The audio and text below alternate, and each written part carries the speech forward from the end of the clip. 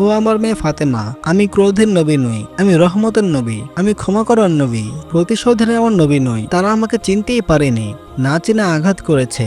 ঠিক সেই সময় বাড়ির বাহির থেকে আওয়াজ এলো, হে মুহাম্মদ, আপনি বাড়িতে আছেন? ফাতেমা বললেন, আব্বাজান, কেউ আপনাকে বাহির থেকে ডাকছে।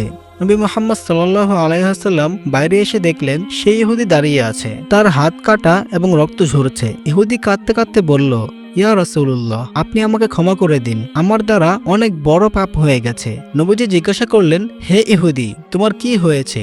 ইহুদি কাঁপতে কাঁপতে বলল, হে আল্লাহর রাসূল, আমি ভুল করে আপনার উপর হাত তুলেছিলাম। এর বিচার আমি কোনো মানুষকে করতে দেইনি, আমি নিজেই করে নিয়েছি।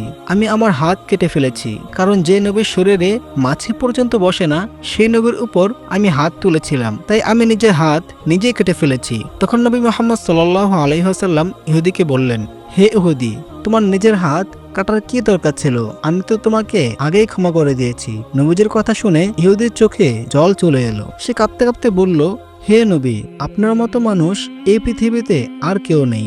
এত বড় গুনাহ করার পরেও আপনি আমাকে ক্ষমা করে দিলেন। সেই সময় নবীজি তার হাতকে আগের মতো করে দিতে চাইলেন। তখন আল্লাহ রাব্বুল আলামিন হযরত জিবরাইল আলাইহিস সালামকে ডাকলেন এবং বললেন, হে জিবরাইল, দেখো আমার প্রিয় বন্ধু কি করতে চায়, যাও এবং তাকে বলো যদি নবী তাকে ক্ষমা করে দেন তাহলে আমিও তাকে ক্ষমা করে দিব। অতঃপর জিবরাইল আলাইহিস সালাম নবীজির সামনে হাজির হলেন এবং বললেন, ইয়া রাসূলুল্লাহ, আল্লাহর সালাম আপনার উপর বর্ষিত হোক, আপনি কি এই ইহুদিকে ক্ষমা করে দিয়েছেন?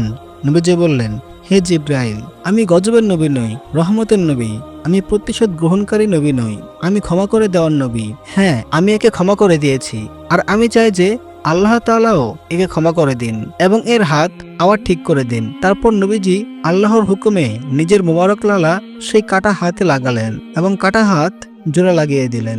সুবহানাল্লাহ, হাত আগের মতো ঠিক হয়ে গেল, কোনো চিহ্নও রইল না। এটা দেখে ইহুদি কেঁদে ফেলল এবং বলল, ইয়া মুহাম্মদ সাল্লাল্লাহু আলাইহি ওয়াসাল্লাম, যে হাতকে আপনি নিজের থুতু দিয়ে জোড়া লাগিয়ে আগের মতো করে দিলেন, সেই হাত ধরেই আমাকে কালিমা পরিয়ে দিন, আমাকে মুসলমান বানিয়ে দিন। নবীজি তাকে কালিমা পরালেন এবং সেই ইহুদি মুসলমান হয়ে গেল। সুবহানাল্লাহ।